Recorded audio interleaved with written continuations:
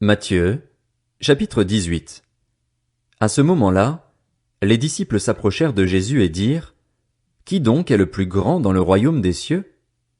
Jésus appela un petit enfant, le plaça au milieu d'eux et dit, « Je vous le dis en vérité, si vous ne vous convertissez pas et si vous ne devenez pas comme les petits enfants, vous n'entrerez pas dans le royaume des cieux.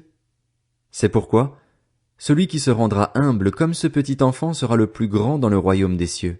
Et celui qui accueille en mon nom un petit enfant comme celui-ci m'accueille moi-même. Mais si quelqu'un fait trébucher un seul de ces petits qui croient en moi, il vaudrait mieux pour lui qu'on suspende à son cou une meule de moulin et qu'on le jette au fond de la mer. Malheur au monde à cause des pièges. Les pièges sont inévitables, mais malheur à l'homme qui en est responsable. Si ta main ou ton pied te pousse à mal agir, coupe-les et jette-les loin de toi. Mieux vaut pour toi entrer dans la vie boiteux ou manchot que d'avoir 2 pieds ou 2 mains et d'être jeté dans le feu éternel. Et si ton œil te pousse à mal agir, arrache-le et jette-le loin de toi. Mieux vaut pour toi entrer dans la vie avec un seul œil que d'avoir 2 yeux et d'être jeté dans l'enfer de feu. Faites bien attention de ne pas mépriser un seul de ces petits, car je vous dis que leurs anges dans le ciel sont continuellement en présence de mon Père céleste. En effet, le Fils de l'homme est venu sauver ceux qui étaient perdus. Qu'en pensez-vous? Si un homme a 100 brebis et que l'une d'elles se perde, ne laisse-t-il pas les 99 autres sur les montagnes pour aller chercher celle qui s'est perdue? Et s'il la trouve, je vous le dis en vérité, il en a plus de joie que des 99 qui ne sont pas perdus. De même, ce n'est pas la volonté de votre Père céleste qu'il se perde un seul de ses petits. Si ton frère a péché contre toi, va et reprends-le seul à seul. S'il t'écoute, tu as gagné ton frère. Mais s'il ne t'écoute pas, prends avec toi 1 ou 2 personnes, afin que toute l'affaire se règle sur la déclaration de 2 ou de 3 témoins. S'il refuse de les écouter, dis-le à l'Église. Et s'il refuse aussi d'écouter l'Église, qu'il soit à tes yeux comme le membre d'un autre peuple et le collecteur d'impôts. Je vous le dis en vérité, tout ce que vous lierez sur la terre aura été lié au ciel, et tout ce que vous délierez sur la terre aura été délié au ciel. Je vous dis encore que si 2 d'entre vous s'accordent sur la terre pour demander quoi que ce soit, cela leur sera accordé par mon Père céleste.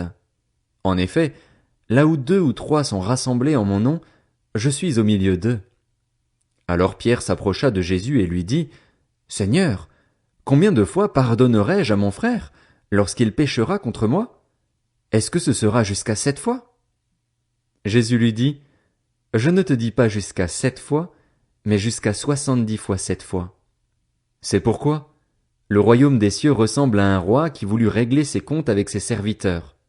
Quand il se mit à l'œuvre, on lui en amena un qui devait 10 000 sacs d'argent. Comme il n'avait pas de quoi payer, son maître ordonna de le vendre, lui, sa femme, ses enfants et tout ce qu'il avait, afin d'être remboursé de cette dette.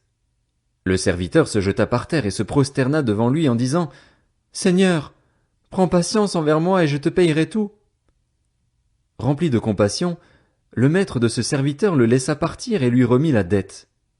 Une fois sorti, ce serviteur rencontra un de ses compagnons qui lui devait 100 pièces d'argent.